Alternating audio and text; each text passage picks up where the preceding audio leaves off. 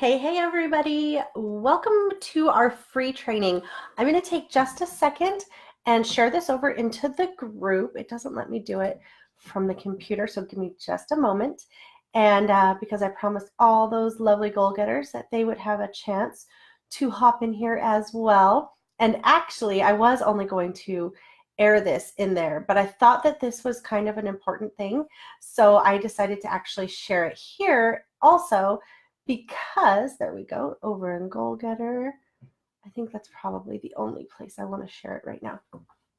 So we should be shared. So feel free to say hi as you hop on.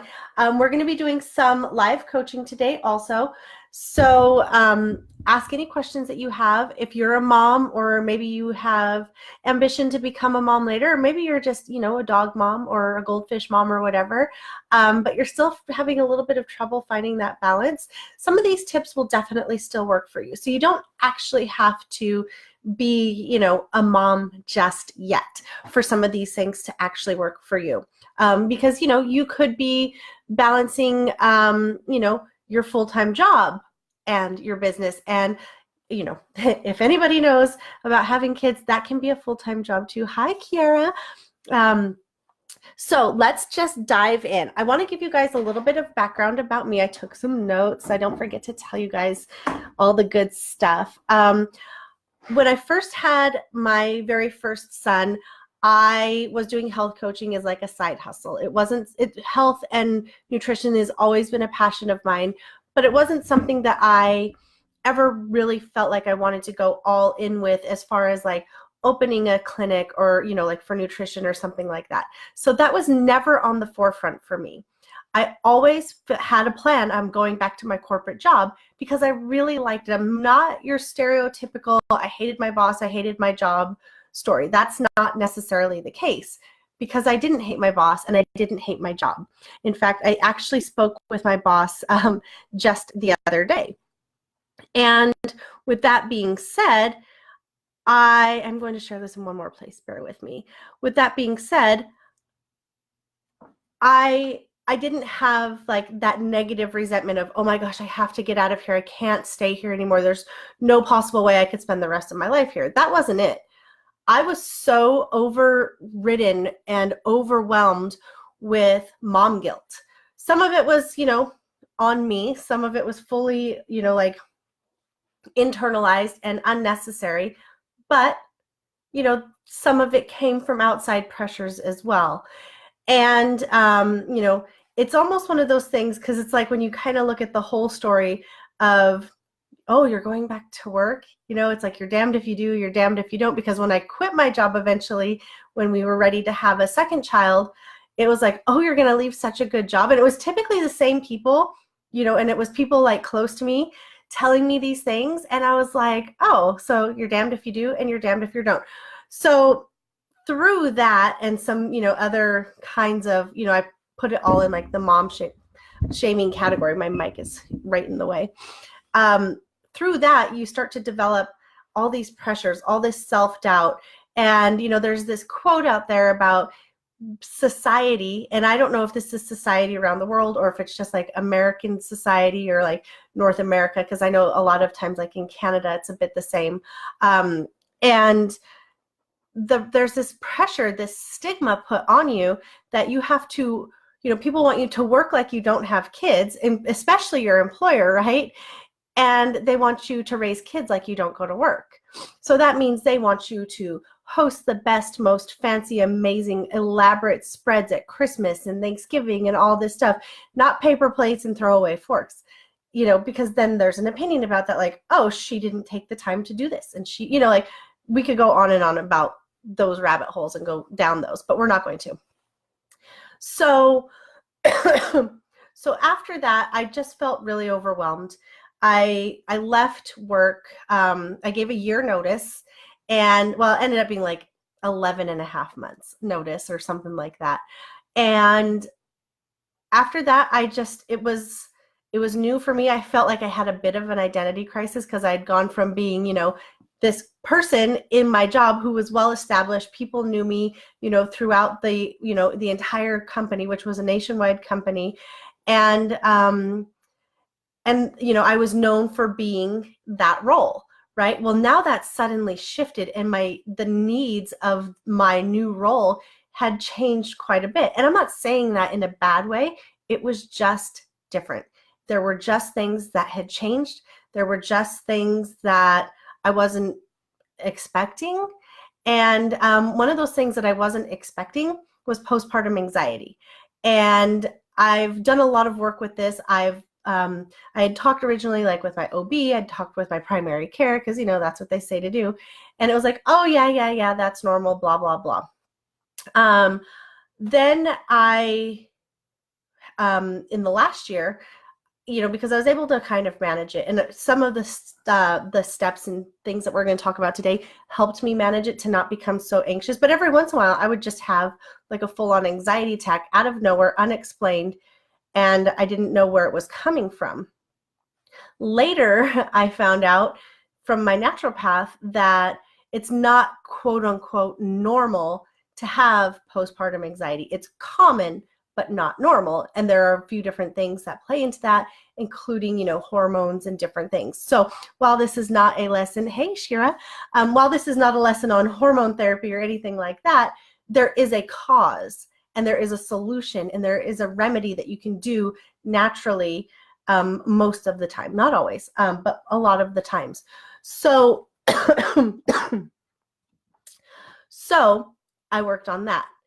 But one of the things that at first I felt once I finally got going, I'd worked with a coach all along, even though I'd committed to taking a full year off of doing any kind of business. And at that time I was like, okay, I'll just do online health coaching. I had a health blog, I knew about it. I have, I'm a certified health coach, and I'm a certified clinical nutritionist. I knew all those things, and I know a lot about that stuff. So I thought, no brainer, I'm just going to do that. But I wasn't feeling that great about my own nutrition. I certainly wasn't feeling good about my fitness. I'm barely, 2 years later, getting back into, a gym space and working out regularly and working on my fitness again. So I certainly had no business being somebody's fitness coach, right?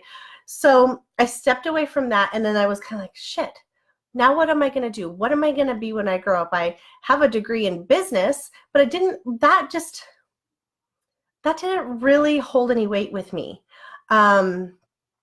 I thought that college was really easy because I'd done it later in life after being in a business setting and working for so long. So I didn't really look at that and I probably should have looked at it a little bit differently and treated it a lot better, as far as it being a pretty major accomplishment, graduating with a 3.9 from college. I just didn't think about that, right? Because business comes easy to me. But I was talking with my mentor at the time, and she was like, well, tell me how things have been going, and what other conversations you've been having. And somehow we got on the topic that people had been coming to me for business advice, just kind of out of nowhere. But they were like, hey, can you help me with this? I'm thinking about starting a group home for this or that, or I'm thinking about starting a consulting firm, or I'm thinking about starting a minority-owned business because I'm a woman, things like that. And that's a lot of what I did in my corporate career, right? Was helping minority businesses start in the construction field and grow and maintain in a certain way. So my coach, like, bless her heart, she was like, duh, like, you have all this business experience. People are already coming to you for business advice. Why don't you consider being a business coach or a business mentor? And I was like, oh my God, I never thought of that.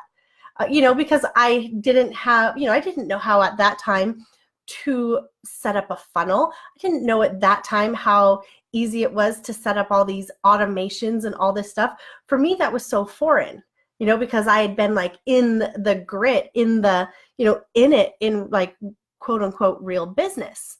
But that's something that I think is super cool, because I run a real business, right? And I teach my clients how to run a real business.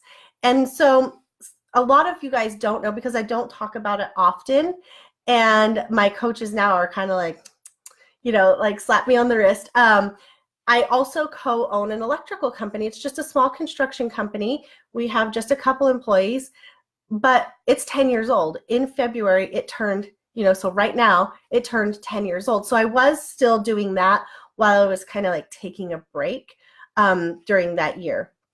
I did take I kind of leaned on my partner a little bit more during that time to deal with clients and different stuff, just so I had an actual maternity leave, and I just did things behind the scenes. So with that revelation of, duh, you should be a business coach, like, business inside and out, I was like, okay, yeah, that makes perfect sense. So I kind of shifted, I rebranded, I got new logos, I did new things. I had an amazing gal help me update my website to the beautiful website that it is now, even though we're kind of in the middle of another transition. So I did those things, and I treated it since day one like a real business. So you guys are probably thinking, all right, well, how does that work with having little kids at home? I mean, like little kids. So Easton right now is 5 and Matthew is 2. So at the time, Matthew had just turned a year old when I really opened the doors for this new business. And I launched the website in January. I was doing this kind of back work in like September, October, November, and then into December, kind of preparing. And like any business would do, getting their office set up or their storefront or whatever. And so the middle of January, I launched my Goal Getter Girl group, and I started to grow that. And it grew kind of slow at first. And then I was like, I feel like I need to do something more. I really want to, because I love, and I've always loved, hey, Jenna, I've loved working with women starting out. And I know that, the statistics are so skewed because, it's like, especially with MLM women, right? Because so many women sign up to be a coach or be a wellness advocate or whatever that looks like, a presenter or whatever. And then somebody from the outside will say something shitty and they'll take a step back and they'll never start because that outside chatter and that fear and all that self-doubt, it's like, okay, I just can't do this. I don't want to get unfriended. I don't want to get unfollowed. I'm sure as hell not sending out any of those shitty hey girl messages. And I made a song about this, you guys, but I'm not going to sing it here because that's a little out of my comfort zone today. Hi, Monique. Hey, you guys, since this is shared over into the group and on my personal page, will you guys say hi when you hop on? Because it's only showing me who hops on through my business page for some reason. Also, anytime you have a question, feel free to pop those in. So that's why I really like, using that, being a certified confidence coach. I love using that with women who are in the beginning, because once you start and you start from a place that you've found an unshakable why, there's no way that anybody's going to derail you from there. So that, I feel like, is something that once you have that unshakable why, once you are at the point where you can honestly say, I don't care what anybody else thinks, that's when some of this other stuff starts to get easier. That's when the time management stuff starts to feel easier. Because yes, it's always running through your mind. You're always thinking of new things. Like I have like a Post-it note thing on the visor in my car. And I used to have it there, like in case like my boss would call me and I needed to take down a note or an address or whatever. But then I'm like, oh, I'm going to keep this there because what if I have an idea, right? Or you can like use Voxer or something and send it to yourself, like while you're driving. It's like the walkie-talkie app, and you can say like, oh, hey, there's this idea, blah, blah, blah, blah, blah, blah, blah. So you don't forget it, right? Because you're always on. So when you're always on, you have to find a way to turn that off a little bit from time to time. That's when this whole thing about self-care comes in. And we'll talk about that a little bit later, because that was a lesson that I kind of learned the hard way. And I'm still working at that. I'm still working at self-care. It's very hard to not, put your children and your family first. And especially as a mom. And so that's always going to be like a work in progress for me. But one of the things that I did is I stopped really, not really stressing or focusing on, but like, I'm not sure what the word is, but really like obsessing over everything being so perfect. I stopped obsessing about there being a couple dishes in the sink. I stopped obsessing about like everything just not going perfectly smooth. I stopped obsessing about the website has to be perfect before it gets launched. And this I did, and I had mentoring along the way with this, right? Because it was like, oh, it's not quite perfect. And she's like, just do it, just do it, just do it. And, she never gave me advice like put something half-assed out into the world. That was never it. It was like, you might have missed a comma, or you're never going to really feel quite ready. You can only proofread something so many times. Put it out there, because what you're doing now is wasting time beating yourself up, nitpicking that stuff, right? And that was true. So working on letting go of being a perfectionist, it's a work in progress, and it probably always will be for me, but it's something that I made a conscious effort to do. Now, I didn't have the entire first year that Matthew was home, I didn't have a nanny coming in. I didn't have like my mom and my mother-in-law, they both live thousands of miles away. We didn't have that luxury of just being able to be like, hey, can you come babysit? I need to go do. Like I do have a sister nearby, and I have, some cousins, but they're full-time employees. They work, they have their own families to support. So, hey, Cindy. So with that being said, I stayed home a lot. And so in the first year, yes, it's easier to kind of juggle things because, when you're a nap time warrior, because I like to say I was a nap time warrior, I would get as much done as I could in my business during naps. And, when the little guy is real little, they take more naps. So I felt more productive. Then he became a toddler, and he started getting around. The kids started moving around at like 10 months old as far as walking and getting into things. So that changed the dynamic completely. So some of the things that I decided to do is just embrace the chaos a little bit. So there are some of the episodes. I started the Moms Making Money show I think it was like February 13th or February 15th. It was sometime around the middle of February last year. And you'll see still, if you go back through the videos, because it started off as a live Facebook production, and then we converted it in October to podcast. So there are a few episodes, including the one I did with my mentor at the time when I did it with Sarah Dan. My kid, little Maddie, he was on the video, and he was screaming, so it's kind of like, and all the moms who saw it or caught the replay or whatever, they were like, oh, bless your heart, and da-da-da, and, they were super, super supportive about it. I didn't get one single thing that said anything awful, like nobody, about, oh, you shouldn't have your kids on your videos. Hang on one second. Someone's blowing up my phone. Ask them to please stop. Nobody said anything bad about it. Most people were like, oh my God, I can totally relate to trying to do something and then having my, my toddler screaming in my ear. And that's also when I was like, I came up with my kind of slogan of, I know that I'm meant for more than wiping boogers and folding laundry. Like that's how I felt kind of like when I was going through like this bit of like identity crisis, that I was like, oh, I went from being, somebody super important in these businesses that I was working in to wiping boogers and folding laundry. That was like what my day was. And now I've given myself permission. I've let go of all the guilt about wanting to have more, wanting to do more, like feeling that I need more to be done, and do more. And I know that sounds really weird. Like maybe you guys can relate that you wanted to do more than, because my kids are going to grow up. They're going, they're going to go to school. What am I going to do all day?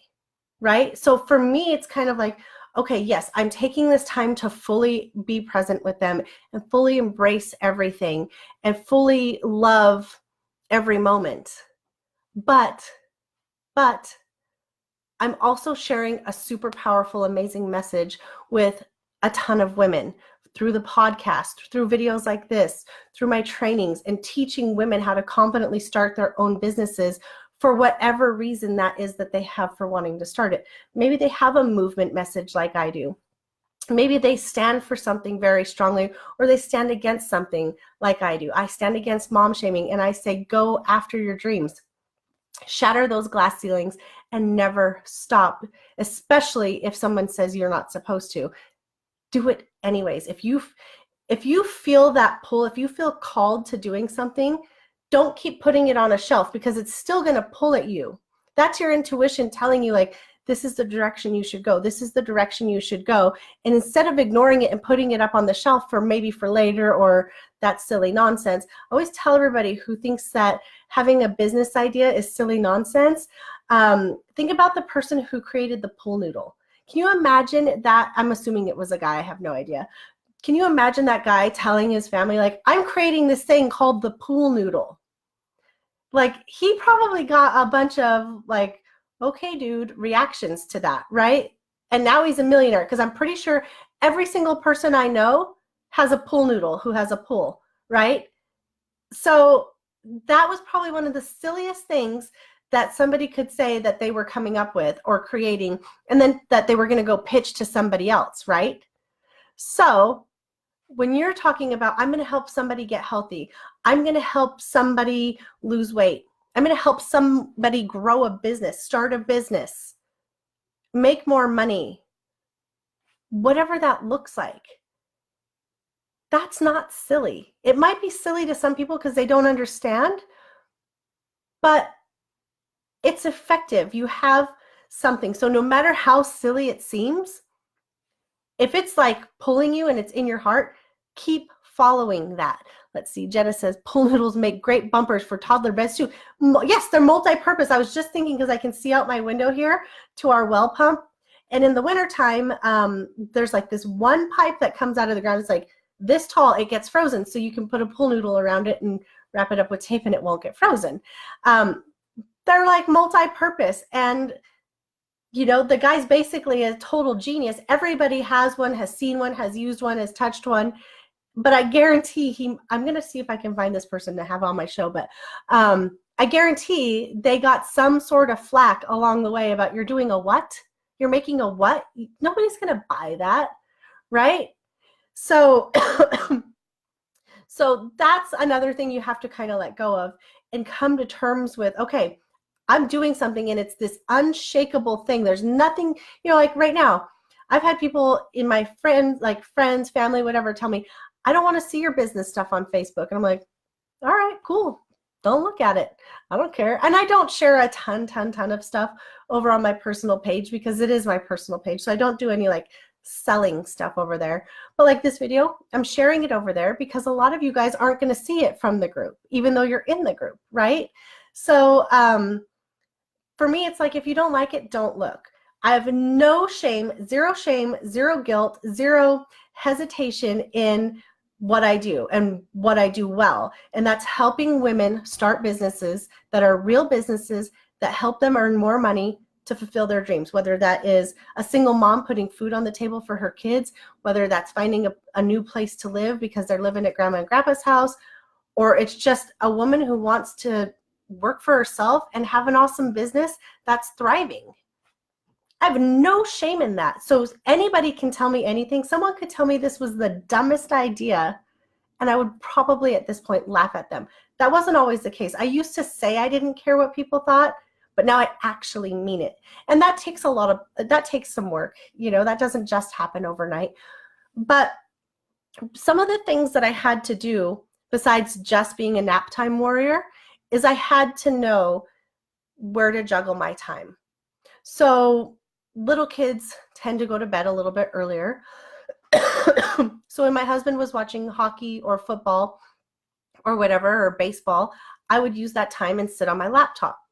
I'd usually be laying next to one of the kids or both of the kids in bed doing laptop work, creating the slides or the modules or the outlines or whatever for videos or courses or programs. I did like a visioneering workshop, and I recorded it from my bedroom in my bed with my headphones on with my laptop, because everybody in the house was sleeping. I'm not saying I had to stay up till 2 and 3 in the morning, but you know, I maximized those little hours, 2 hours at night here, an hour or 2 hours over here when it was nap time or whatever.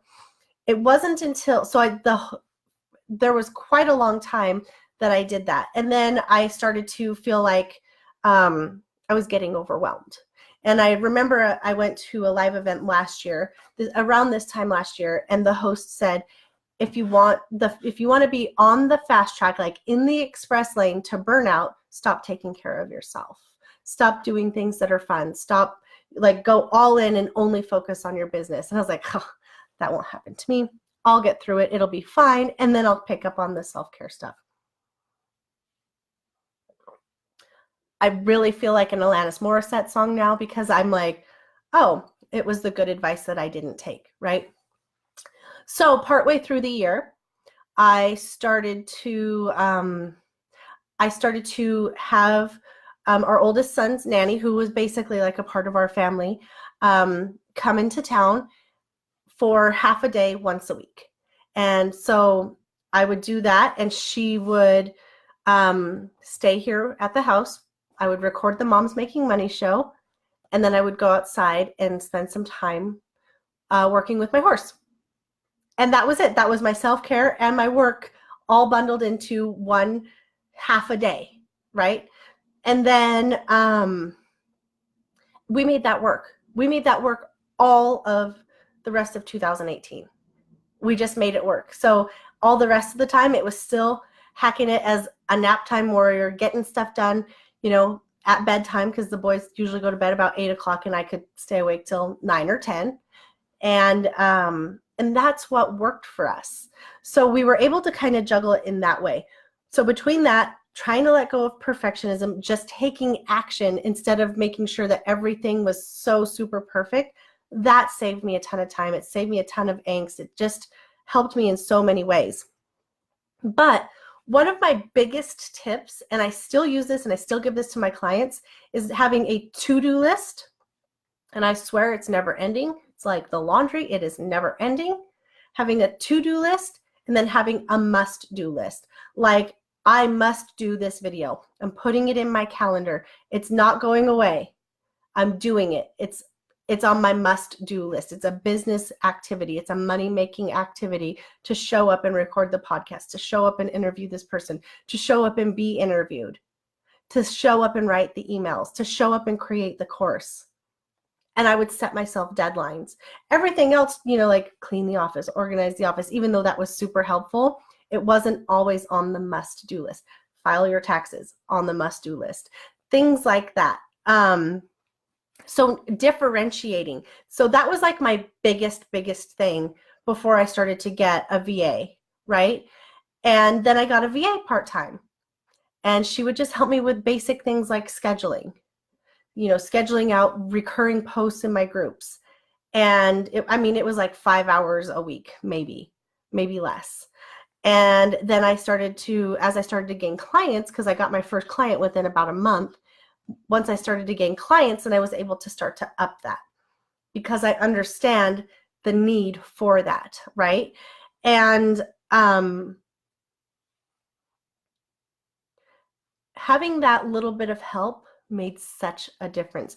Implementing the automation factors into my, like, having an automated email sequence was like the best assistant ever, and that was something that cost $9 a month to have. I just had to do it once. So that was something like with creating the courses, creating the slides, recording the videos. A lot of times those things were just things on my must-do list that will only show up there once, and then they're done. Maybe I'll update them later on, but once they're done, they're basically done, and I don't have to think about them again. So I utilized anything I could do to streamline. And I started to really work smart instead of always just working hard. I started to get out of like hustle all the time mode. And even though it's like, okay, when it's launch time, you hustle and you get all of the stuff created. But then when it's the launch time next time, you have all of that stuff. You can repurpose it and save it and reuse it. And it makes things a little bit smoother. So the biggest thing that I did really was learning how to work from a list. Then I got to kind of break it down into bite-sized pieces. And it's kind of rewarding to cross things off a list, I think. Like there's just something about physically crossing stuff off of a list. And I do all my stuff like, I don't think you can see this. It's too bright. I do all my stuff in writing and then I can cross it off, you know, like, or even on here, these are like my notes and then I can cross them off. So for me, when it's done, and I feel like it's a small victory almost. I'm like, yes, okay, one more thing done, on to the next thing. So if you ever read that book, Eat That Frog, it's kind of like that whole theory about, okay, getting these big things done makes you feel victorious so you can get the rest of the stuff done throughout the day. So the other thing that, I didn't even write it on my notes, but the other thing that I had to come to terms with is if I had a kid who got sick, if I had a kid who was screaming on the video, if I had a kid who was making noise while I was on the phone with one of my clients, I just had to adapt. I had to embrace the chaos. I had to like roll with it. You know, like, yes, I tried to soothe them. Yes, it was, you know, but here's the thing, you guys, almost all of, not 100%, but almost all of my clients are parents. They're moms, right? And so they don't typically mind, because half the time their kids are screaming on the other end of the phone as well. And I don't mind. You know, we're still able to get through what we need to get through. And by screaming, I don't always mean a tantrum. They could be, you know, running and screaming and playing and having a great old time. And I know that there are some coaches who are just completely turned off by that. And they're like, yeah, I don't want to hear your kids. I don't care. Like, that doesn't bother me. So it wasn't until this year that I have both of the kids in part-time preschool. And I didn't do it sooner for two reasons. One, because there was a waiting list. And two, because I felt super guilty about it. I felt so guilty about putting my kid, my little baby, in school for 12 hours a week. And, you know, I'm like, you know, and it is a school. It's a Montessori school. It's private and it's very small. And even that super part-time, I was like, you know, no, like, what would people say? Like, it's my job to be home with these guys and blah, blah, blah. And then I was like, you know what? I can much better focus by having this part-time childcare, which, by the way, I think I spent 12 hours a work week with Easton in the evenings, because he was usually asleep when I left for work, and then I'd have a few hours at home with him. So it's almost a complete opposite of when I went to work, I had 12 hours together, versus now we have that 12 hours or so apart. Excuse me, I'm still trying to get over this cold. So I had to kind of get through that.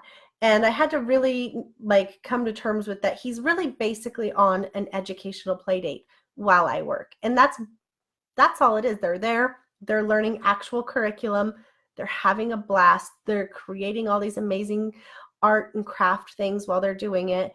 They're learning real numbers, they're learning real letters, they're learning all the things, right? And I'm okay with that. And I know it's not for everybody. And I know having a business and little kids is not for everybody, but I know that it's for a lot of you. I know a lot of you guys struggle with mom guilt and which direction to go and being mom shamed because you want more than just sitting at home, wiping boogers, folding laundry, whatever that looks like. Hey, Jay. So that's what I do now. And I'm able to spend that time really focused, really honed in, really quiet, and get a ton of stuff done in 12 working hours a week, right? That's also time that I can go to a doctor's appointment uninterrupted. I can get my hair cut without having to navigate around a babysitter. I can get my nails done if I want to. I can go to the gym. That's also time that I can put into those little slots. So before, it was a little bit more of a juggle. So many people make it out to be a struggle. If that's what you tell yourself, that's what it's going to continue to be. You're going to continue to struggle with that balance. But if you can shift that and be like, okay, all I have to do is juggle a few things. I can work from my must-do list and not just my to-do list. Because I tell you, a to-do list, it's like a honey-do list. It never ends, ever. There's always going to be something to do. It's always going to be more laundry. It's always going to be make dinner. It's always going to be something that comes up. But once you can prioritize that and make it onto your must-do list, because that's something you must do as a business-making activity, You can put it in your calendar and it gets done a lot faster. And it keeps that momentum going. It keeps you motivated to keep taking action moving forward. It also allows you to break up your time into, those nap time or bedtime slots. So that, because you can get a lot done. If you have 2 little kids and they sleep, say, an hour, maybe 2 hours a day, and then they go to bed 2 hours before you, that's ultimately 4 hours a day, 5 to 7 days a week that you could spend growing your business. But you have to be willing to take that action. You have to be willing to do the things. And I'm not saying give up showering just so you can grow your business, even though some of us do or have, I'm just saying, okay, utilize that time the best way that you can. Work with people who understand that you have kids at home. We're not plastic surgeons. I'm not trying to do plastic surgery where it doesn't make sense to have a child at home with you, where it doesn't make sense to take your child to work every day. I'm not saying that, because I get it. There are plenty of professions where it is not appropriate for children to be there. Working as an online coach or in an online space isn't one of them. And I don't only work with online coaches and people who are building online businesses. I've had people who have brick and mortar businesses who have children, and we work through some of those things. And they have employees, and they have all the quote unquote real business stuff. I get that too. Not everything is designed for having your kids there. But you can still be successful in 12 hours a week, right? Like I'm doing it. I have 12 hours a week now of dedicated childcare. And I'm growing this crazy business. I'm helping amazing women. I get to speak to women. I just got off a call a couple hours ago with a fantastic chick who I just adore. And we really broke through some stuff that she was holding back on, right? And that she needed to break through with. And it was amazing. But I'm able to do that in that time. And then when I do have the kids here, all we have to do is play. All we have to do is have fun, color, make things, go places, do things, and just to have that super present quality time together, because I'm able to break up my time and focus and get a lot of things done. So that's one thing that, again, that must-do list really comes into play, knowing what your priorities are. And I'm not saying that you don't think of something amazing and have this great inspiration that you can't share it and post on the fly. Yeah, of course you can. You totally can, and you should if you're able to. I'm just saying that gives me the ability to spend focused time with them and focused time on my business, and sometimes if I'm working during nap time or something and one of them wakes up, I just set it aside.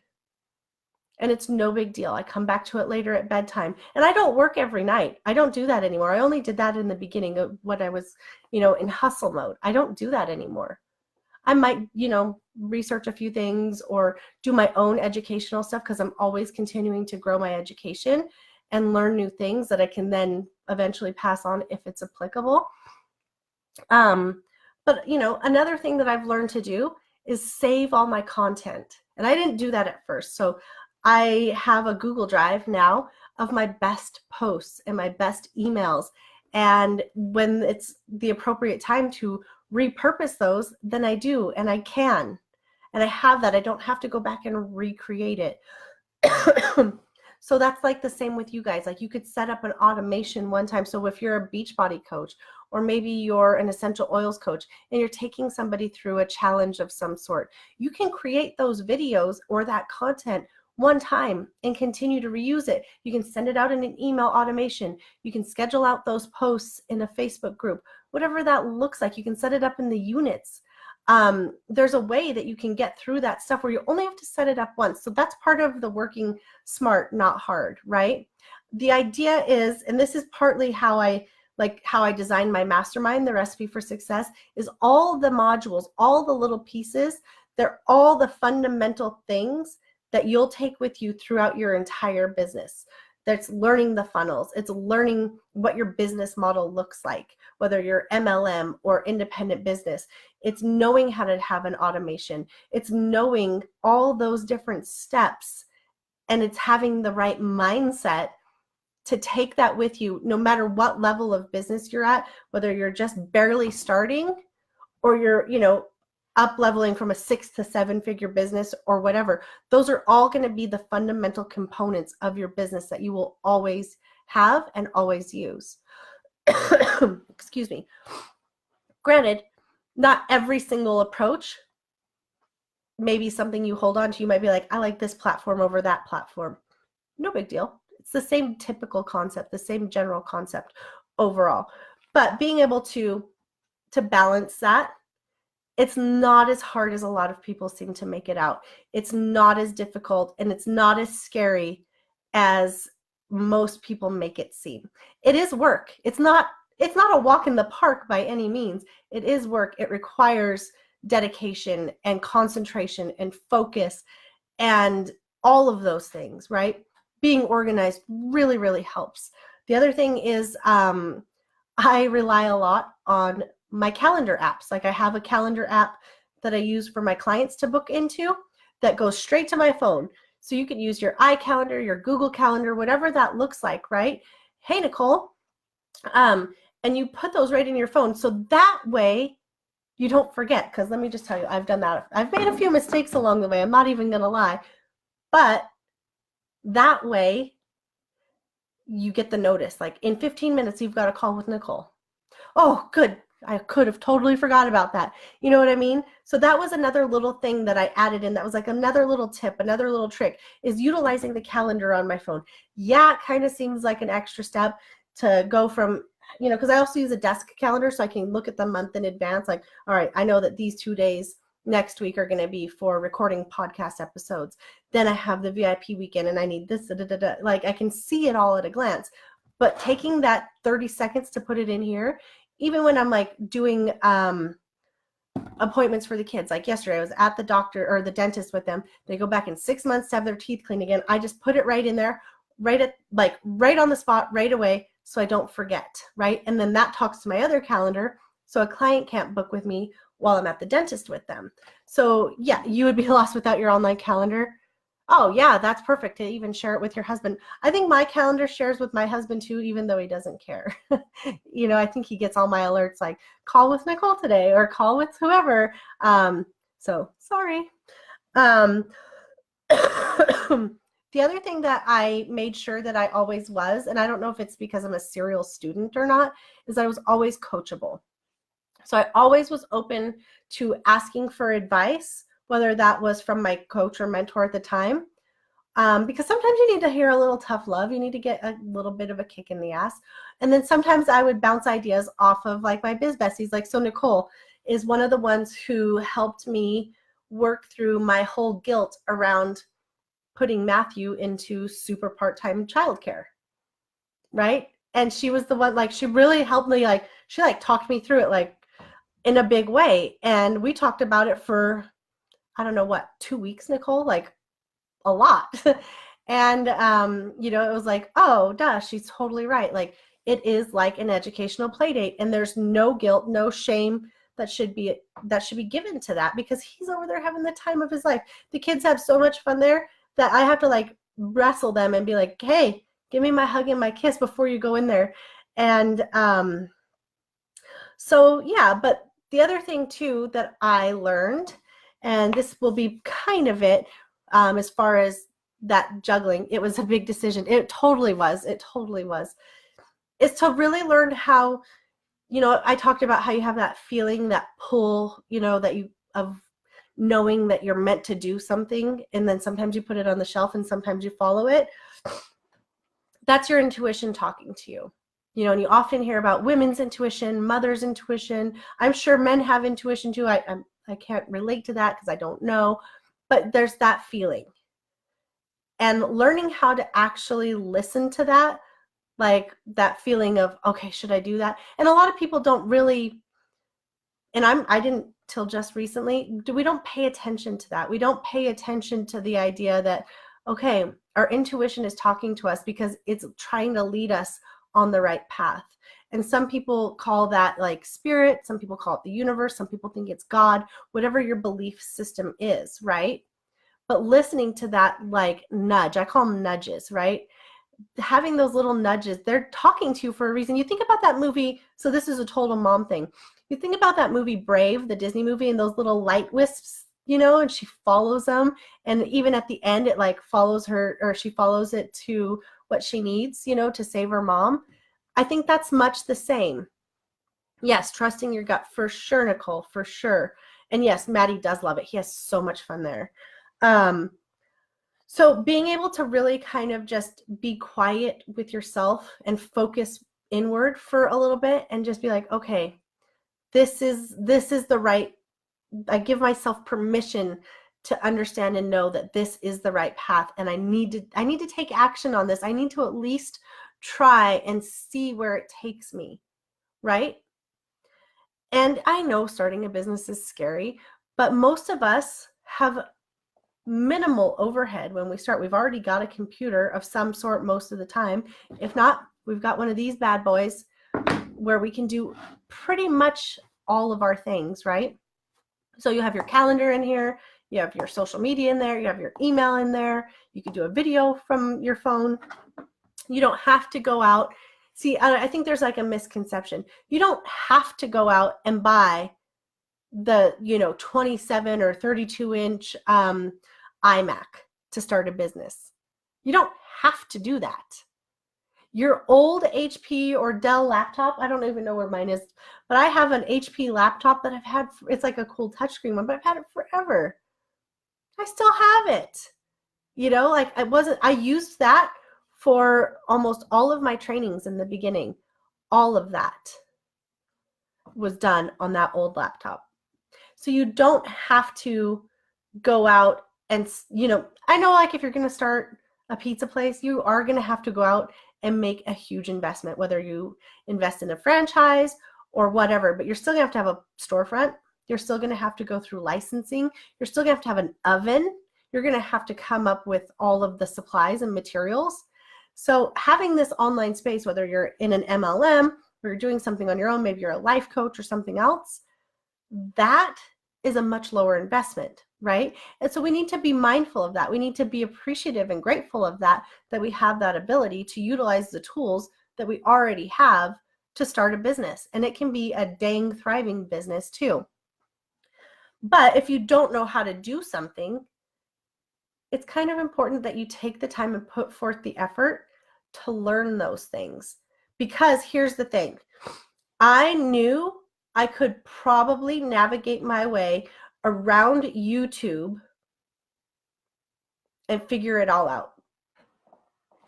And with that, I also knew that I would not get a high vibe connection with a mentor. I wouldn't get one-on-one support. I wouldn't be able to ask any questions. I wouldn't be able to customize things on the fly the way I wanted to. So I leaned on, and I have steadily had nonstop at least one mentor, which doesn't include my Biz Besties because I have them like always on standby, right? We coach each other and we lean on each other, but I wouldn't have them if I hadn't hired my first coach, who also had a mastermind that I'm glad that she actually reached out to me. She invited me. It wasn't a hey girl. She just sent me a quick message and she was like, hey, I've got one spot left. I think you're perfect for it. And I totally was perfect for it. If you want it, cool. If not, no pressure. There was never any pressure. And now I'm glad that I did. I've made lifelong connections because of that, right? Those things are priceless, you guys, priceless.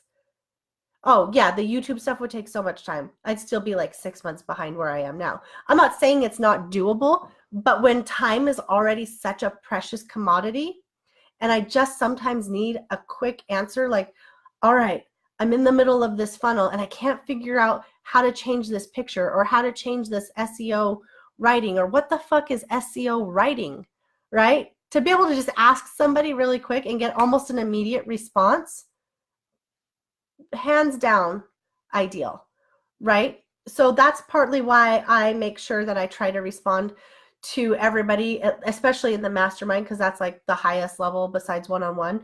to work with me, I try to make sure that I respond as quickly as possible. Yes, we had a great time in that mastermind. Yes.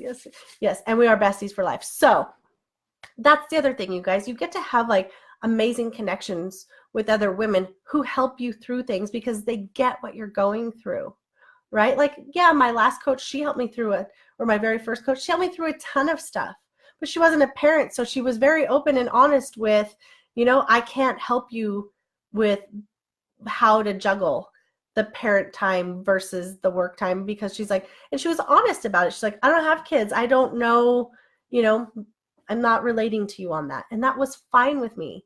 But my biz besties related to me. They get it.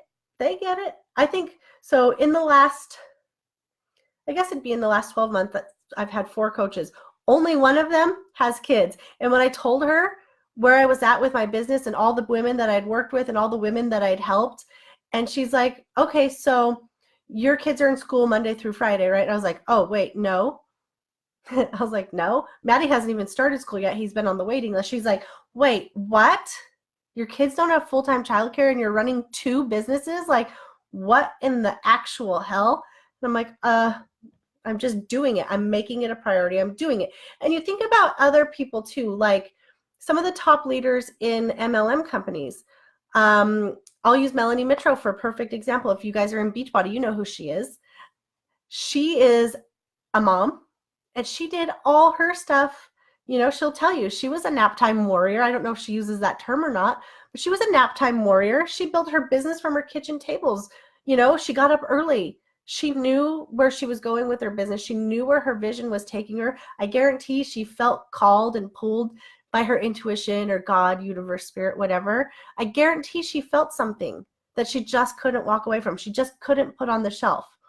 So she did the work. She busted her butt, and now look at her. She was the top coach of Beachbody for like 100 years. I don't even know how long, but like basically as long as I've known anything about Beachbody. And there's something to be said for that. So if you want something bad enough, you'll figure, what does Marie Forleo say? It's figure outable. You'll figure out a way to make it happen, right? So with that being said, I want you guys to think about what your movement is. Think about what your message is. Think about how you can really organize your time, work from a must-do list. Like I said, the to-do list is always going to be there. It's always going to be growing, but work from your must-do list. Keep things as organized as possible. Utilize your calendar in here to remind yourself so you don't forget. Start to get organized. Start to put the systems in place. Start to really think like a business owner. And if you don't know what those systems are, if you don't know what it means to think like a business owner, then I think, we should probably have a conversation about the Recipe for Success Mastermind, because it's every single thing you need to get started. And it's every single thing you'll need to carry on with you as you grow your business, as you start to scale your business from level 1 to level 2 to level 30, right? It's everything. You're going to use all these fundamentals forever. We're going to talk about things like, oh, you should pay your taxes. I know nobody wants to talk about that. Here's the form I use. Keep track of these things. And then at the end of the year, you give it to your tax guy. And we talk about all those things.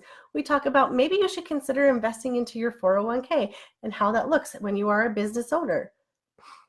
We talk about when you should have an LLC. We talk about when you should get your first virtual assistant. We talk about all the things. We talk about social media, from Instagram, Facebook, Facebook ads, all of that. Plus, you get all of that stuff reviewed for free in the society while you're in the mastermind anyways.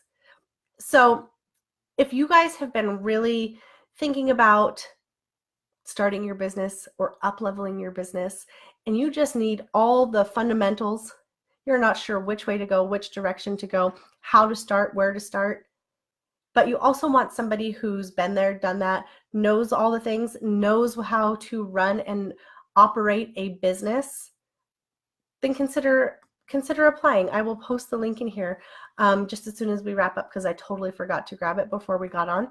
But yeah, consider applying, and you'll get so many bonuses out of being part of a mastermind. So many priceless bonuses that come from networking with other women, including like right now, if you get in, so the doors for this close, no more applications coming in as of next Friday, which is March 1st, because the 2nd and the 3rd are our very first VIP weekend for this year.